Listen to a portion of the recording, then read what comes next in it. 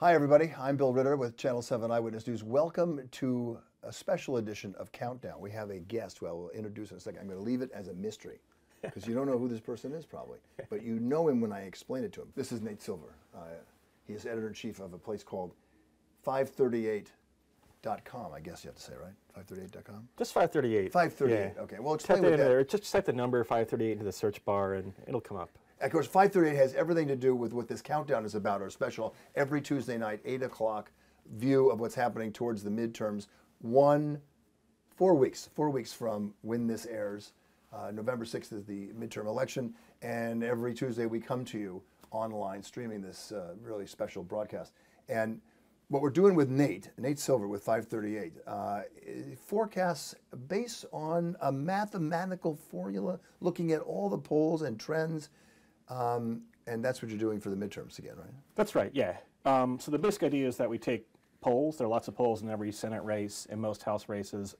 We figure out how accurate polls are historically. They're not perfectly accurate. Figure out the different combinations of states and districts that would give either side a winning map, and then have a probability of each side winning the House and the Senate. It's a little, and I tell me if I'm wrong in this analogy, but you know, I have friends who run hedge funds, and they do similar things with mathematical equations. Yeah, it's very similar to what like an investment bank might do or a hedge fund might do, including that it's really all about risk, right? People see one side's ahead or behind. What's just as important is kind of how long those tails are and the element of uncertainty. You know, if we say that, for example, Democrats have a 3 in 4 or a 75% chance of winning the House, that's really different than like a 95% chance or 98% chance or whatever else. So it's about measuring the range of possible outcomes. But obviously, we have a lot of data. There's a lot of polling. Even acknowledging that polling is sometimes imperfect, it doesn't mean that you just have to be naive about it and say it's 50-50 either. Right, but how much is the human factor factoring into this? Because it's not just a mathematical equation. You know, there are scandals, and sometimes a Supreme Court justice nominees get involved in a controversy you might not predict. I mean, to a first approximation, the human factor is people are voting, right? We think that, like, taking into account kind of the conventional wisdom. I mean, in some ways, this is meant as an antidote to the conventional wisdom.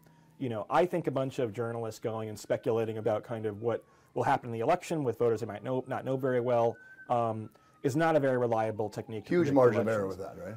Yeah, and not even like margin of error, but like directionally, the guess is wrong a lot of the time, right? So the whole point is to try to be more systematic, right? You can, for example, go back and say, first of all, how do we define a scandal? And you can come up with a definition. And go back and look at how much of an effect does a scandal have on a particular race. On average, for example, a scandal hurts an incumbent by 8 or 9 or 10 points, for example, going back to Senate elections since 1990. So that's our way of measuring a scandal is to look at history. If you're, for example, Chris Collins in Buffalo. The upstate New York congressman who was indicted for giving insider information to his son-in-law. Very serious scandal. But he probably was on track to win his race by 20 points. He's very popular up there. You have a scandal that will shift his margin toward being more competitive, but maybe not enough actually to have him lose. We still have him favored. So that's an example of like how he stopped campaigning, though. He stopped campaigning, but he's a name brand. He's an incumbent. Actually, one big factor that we try to account for is incumbency.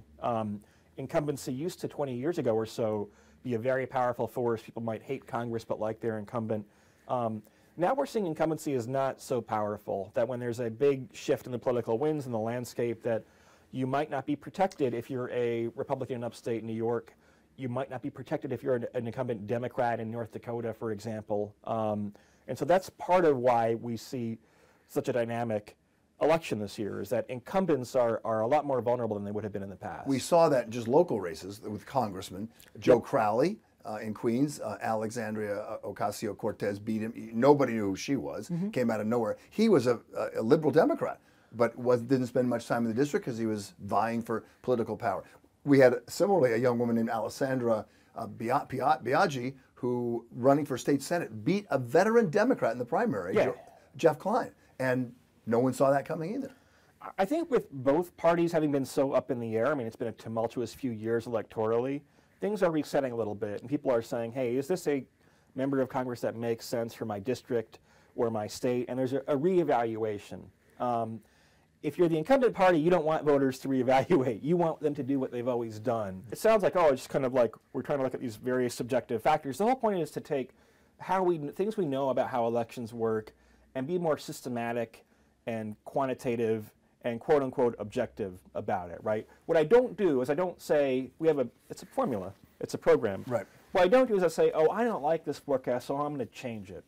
We create certain rules, which we think are good rules and which are rules that would have given you the best predictions going back to past elections of over 20 or 30 years. You started as a guy who loved baseball, grew up in Michigan, was a Detroit Tigers fan, then went to school in Chicago, became a Cubs fan, I guess. You developed this, and that's how I first knew of you, between 2003 and 2009. Yeah. A statistical analysis of baseball, which, of course, baseball statistics are fantastic, but you took it a step farther and say, how long will this guy perform at this and this level, and really analyze the players as commodity? And that's all based on history, right? If you have an up-and-coming third baseman for the Yankees or something, right, Miguel Andujar, you can compare him to other players in the past who had similar profiles with the same age when they had their rookie season, whatever else, and you'll get a spectrum of possible outcomes for how his career develops. I think people miss that point when it comes to our election forecast, but it's the same thing. It's using history, in this case, congressional elections since 1990, to create precedents for what will happen based on the data this year. So you had a great success with the baseball thing. You sold the company at a very young age. FiveThirtyEight, when that started, you predicted in 2008. I'm trying to look here. Where was it? You predicted 49 of 50 states in the presidential election in which Obama was elected. In 2012, you were right in all 50 states and D.C. You didn't get one wrong. And then what happened in 2016? Because, you know, the viewers are going to say, a lot of people say, well, polls were wrong. We can't believe you. Mainstream media, you were just in the polls. And we relied a lot on you. And yet, you know, I say, and tell me if I'm wrong, because the way I've looked at your website is, you know, they weren't all that wrong. There was a margin of error there. Well, that's our point, and right? The actual voting, the number of votes was actually pretty close. To what you predict? We judge ourselves the same way that weather forecasters do. If you see on ABC 7 News that there's a 20% chance of rain, what should happen is that over 100 days, it rains about 20 times when they have that forecast, and it doesn't rain the other 80% of the time. And so, you know, to us, if there's a 50-50 race, I think in 2012, we had Obama favored by 1/10 of a percentage point in Florida. To us, we shouldn't get a lot of credit for, like, if the coin comes up heads. It's more about, do we create an overall realistic depiction of the uncertainty of how different states are correlated with one another, meaning that oftentimes you see in congressional elections and presidential years, all the states break in the same direction.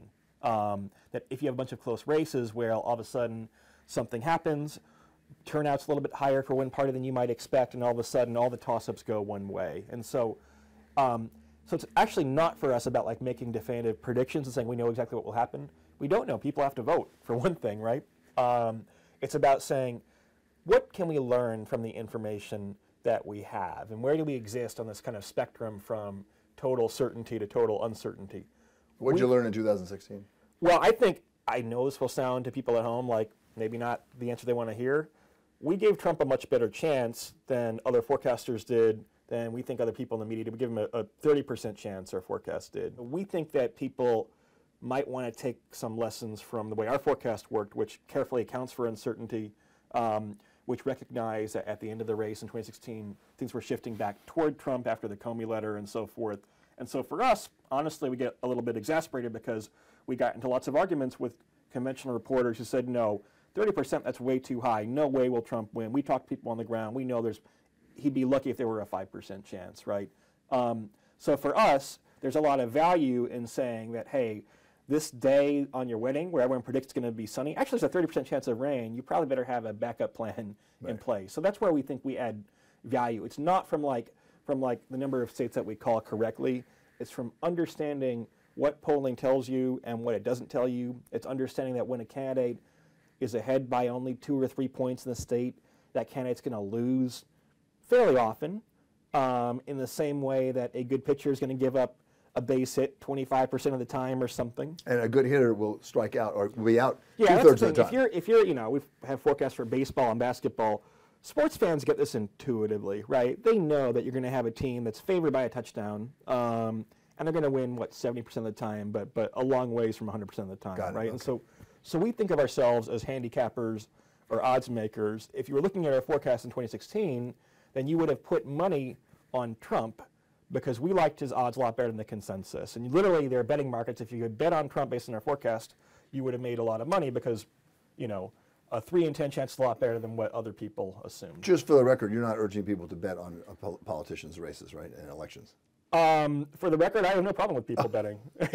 I mean, I do. I think betting keeps people honest, and I think betting is a good way where you can detect whether people are willing to back their analysis. So I'm very much in favor of. I mean, I think the first thing you should do is probably vote. Yes. But I'm very much in favor of betting too as a way to regulate. All right, we can agree. We can agree on at least the first part of that. All right, let's go over some of the things here. You know, you brought up the Comey thing right before the election, and then he reversed it. You know, a weekend before, but it was too late. The damage had been done, right? So, yeah, how do you account for that? I mean, well, so that's part of the reason there's uncertainty, right? That there are going to be news events that developed. Who would have thought 6 weeks ago that the Kavanaugh nomination would turn into the 3-week-long, I don't know if you want to call it a fiasco, but the news story that it turned into, for example. And so it was a crazy, bizarre hearing. So one reason why there's uncertainty is that going into the last week of the election, there can be things that develop. I mean, in the news cycle that we live in, there will be news stories that develop, Absolutely. right? Another source of uncertainty is that, you know, polling is challenging, especially in congressional districts where people might not have that high name recognition for the candidates, and so people might be undecided and decide in the voting booth. Polls are not supposed to account. They're not supposed to predict people's behavior if they aren't telling you who they're going to vote for. So what are you predicting for? The Democrats are very excited that they're going to win more than 23 seats and take control of the House of Representatives again. Yeah. But you're also saying, and you had a couple of articles late last week, saying, you know, some of their mojo may have been kind of hurt by the Kavanaugh controversy. It's a little hard to say. I mean, relative to where they stood a couple of weeks ago before Ford's name was public, then there's been a little bit of improvement for Republicans. Dr. Christine Ford, who testified, alleging sexual assault agast the would-be justice. As compared to July, when Kavanaugh was nominated, Democrats' position has generally improved. So you were looking at, it's still, by the way, this is still a blue state, red state country, right? This is a map where every district is one hexagon, right? Because that's what, if you look at the geography of this, lots of red territory. We're almost sure that the GOP will control more land. They control fewer people, right? But fewer people probably, right? I mean, we have Democrats favored to win a narrow majority of seats, although with uncertainty around that. And you kind of see the regional concentration. You see here that Northeast and New England, although small geographically, a lot of congressional districts up there, a lot in California. The whole West Coast and South Florida. South Florida, Illinois. So a lot of these regions, frankly, don't matter very much in presidential races. But New York and New Jersey and California, those 3 states alone, a lot of swing districts in those states. People in New York actually, maybe not New York City, granted, but unless you're in Staten Island. Yeah, but people upstate, both, you know, I mean, upstate's important. New Jersey, we have, you know, 1, 2, 3, it looks like district flipping in New Jersey potentially. New Jersey is a state. Right? Yeah, toward Democrats. New Jersey is a state that used to be more of a swing state, has become more blue. The last time a Republican, this is why we're talking about the Bob Menendez race, because Senator Menendez is in a tighter than he expected fight. There hasn't been a Democrat elected senator in New Jersey since 1972. A Republican elected. I'm sorry, not Democrat. Republican elected senator. Although Menendez is also an example. I mean, he's favored. He's ahead, not by as much as you would expect, though. And not so for an incumbent. For an incumbent, right? Perfect example of why local factors do matter in elections is that the polling for Democratic House candidates in New Jersey has been very strong. Democrats would be very thrilled, I'm sure, if you're talking about how their House candidates are polling in New Jersey. And yet Menendez is locked in this race that that has no business being a close race because people are personally evaluating him. Because his challenger, right, they're evaluating him on the indictments. And a lot of money. Has a lot of money. And if you look at the ads on our television station, the ads are effective. Yeah. And it's a single notion ad. And that is, he says he has kept up with his roots, kept true to his roots, but look at what he's done. And it's been very effective. Pounding the audience saying, hey, this guy was indicted for fraud charges. But that's an example of why, you know, why is Joe Manchin, the Democrat in West Virginia, he's ahead 10 points. Heidi Heitkamp, Democrat in North Dakota, is behind 10 points, right? You know, why is that? Well, candidates matter, local factors matter, demographic change matters. And it's West Virginia. And it's West Virginia, which is a state that, like, has a history of being Democratic at the state level, even though it's now very Republican And at the national? presidential level. So, so in some ways, the midterms are a lot more fun because you really do get into every part of the country, every state, every congressional district, and not just, not just Ohio, Florida, Pennsylvania. So with all that as prologue, what do you have for a look at the Democratic chances of getting the House of Representatives back? Because the president, to hear him speak, says it's not going to happen now. We're going to have a red tide, not a blue tide. I mean, it might not happen, but we'd give it about a 3 in 4 chance of happening. And that's based on all the polling. It's based on a forecast of every district, so you have information, not just polling, but also there's fundraising data, there's data on incumbency. And you weight all that and you put it into a computer and it comes up with that, right? That's right. Yeah, there's no way. I mean, literally, you can see like our Slack channel here, right? So we have 4 or 5 people who will enter polls, and the thing will run itself. So it happens without me even looking at it. So it is in this way like a hedge fund that says sell IBM or buy IBM. Yeah, not quite. We're not doing like micro, trading, but it happens. That's right. We have a system that we designed over the summer, or that we really have the same system versions of it for many years. And when there are new polls entered or new fundraising data entered, for example, then it just plugs that in.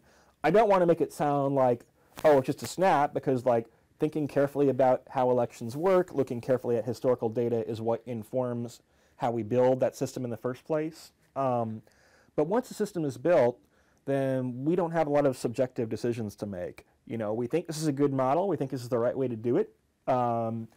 We think there's a 3 in 4 chance that Democrats would win the House. We think if you ran this election 100 times, the GOP would also win 25 times when they have a better turnout than the polls show, when there are further developments between now and November 6th that benefit them, for example. The flip side is that if it gets away from Republicans, it could get pretty bad. We talked about how there are not as many protections for incumbents anymore. Democrats are playing a very broad map. They've raised a lot of money in lots of districts. Big anti-Trump. Big anti-Trump wave, right? And so the flip side, people kind of forget that there's uncertainty on both sides. So the good news for the GOP in the House is there's a 1 in 4 chance that they are able to cobble together just enough districts where they win narrowly to hold on. The flip side of that is that if things break the other way, maybe there's a kind of Kavanaugh sugar high that fades, for example. Maybe this money that Democrats have proves really important. Then you could be looking at a 50-seat gain, a 55-seat gain, or more potentially. So, I know you're not a political analyst, but you are forced into that situation. How much is, since all these Democrats are running against Trump, and some of the Republicans running against these Democrats are trying to distance themselves from Trump, although some are trying to lure him in, but many of these Republicans want to keep their distance from the president. He is out there doing a lot. He thinks that all he needs to do is energize his base, and that's going to win. But the numbers don't bear that think out. that's probably naive in the House. In the Senate, you have a lot of races in very red states like West Virginia and Montana and North Dakota that Trump won by a wide margin. In the House, you have a lot of... Texas is also in play, right? Texas, Arizona, which is a little bit more purple.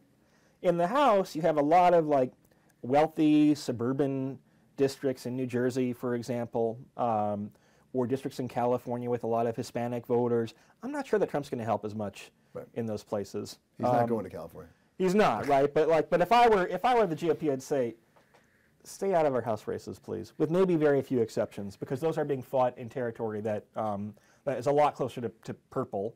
Purplish red, I mean, a lot of them are places that have traditionally been kind of, country club Republican districts. Also in the Midwest, you have a lot of places where voters gave Trump the benefit of the doubt in 2016.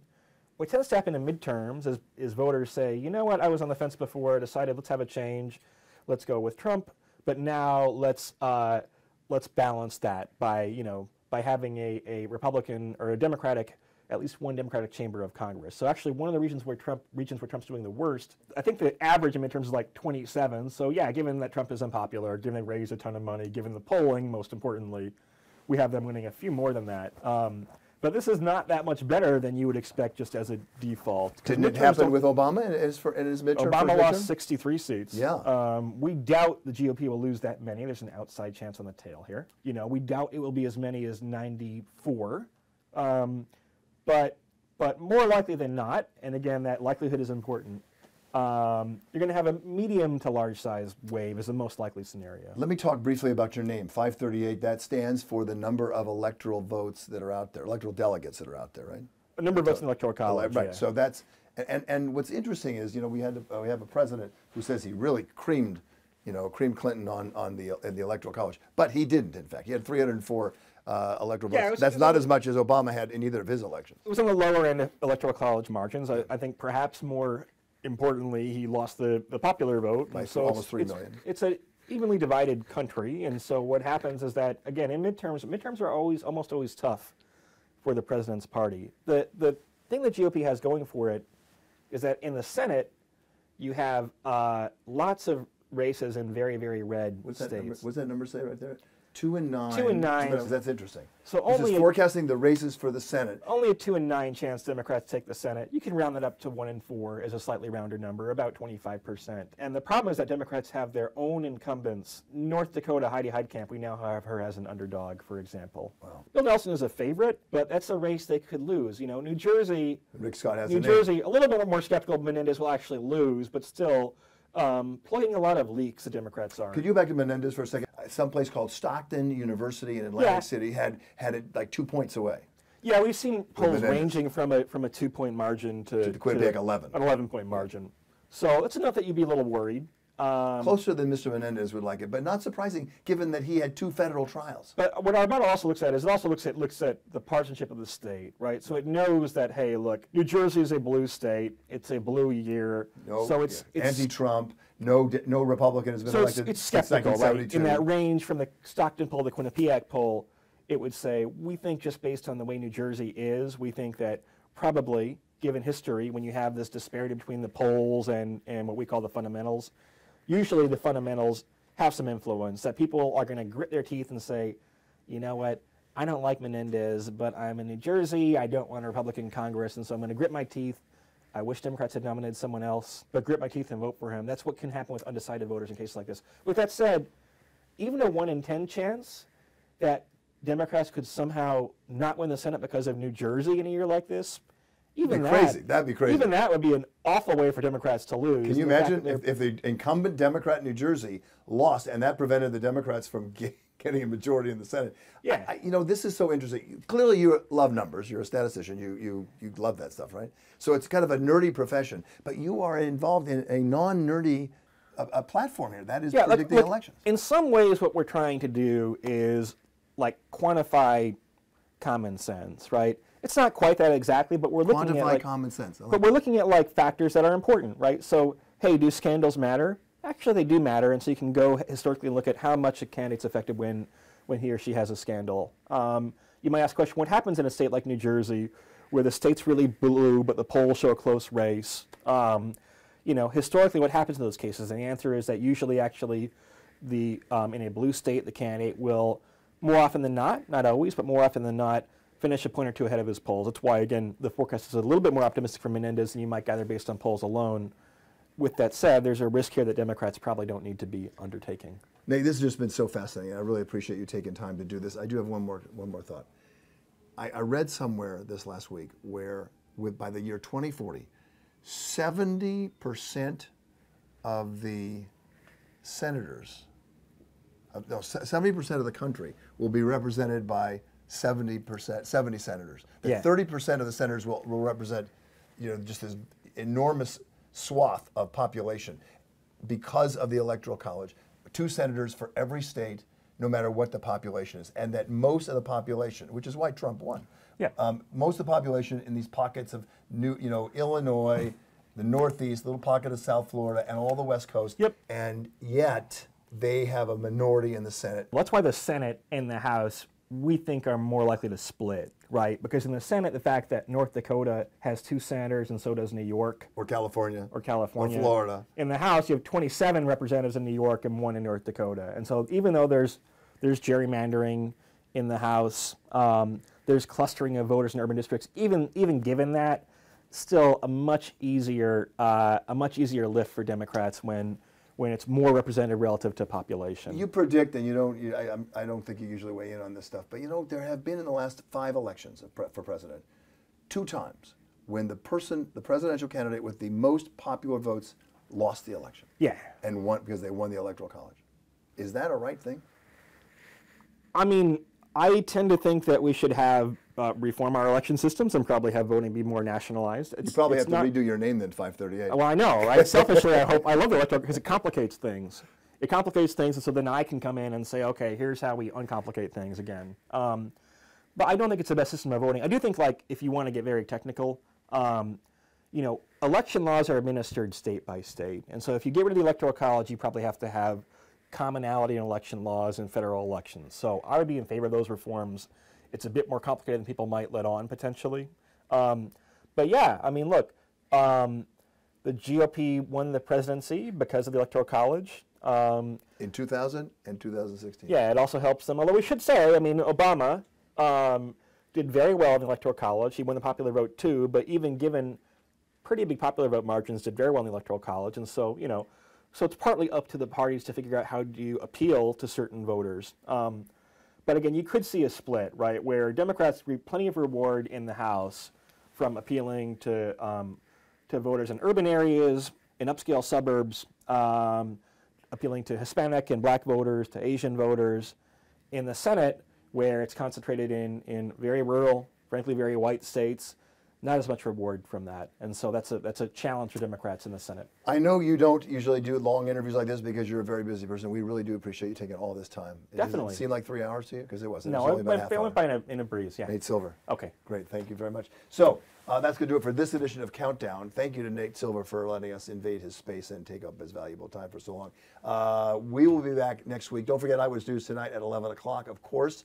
And we're going to continue to do Countdown every Tuesday night, 8 o'clock, right at ABC7NY, streaming to you on all our social media platforms, to really sort of bring you a different take on what's happening with these midterm elections, and of course, full coverage on November 6th for the big midterm election. Until then, peace out, and I'm Bill Ritter for all of us here at Channel 7. Have a good night.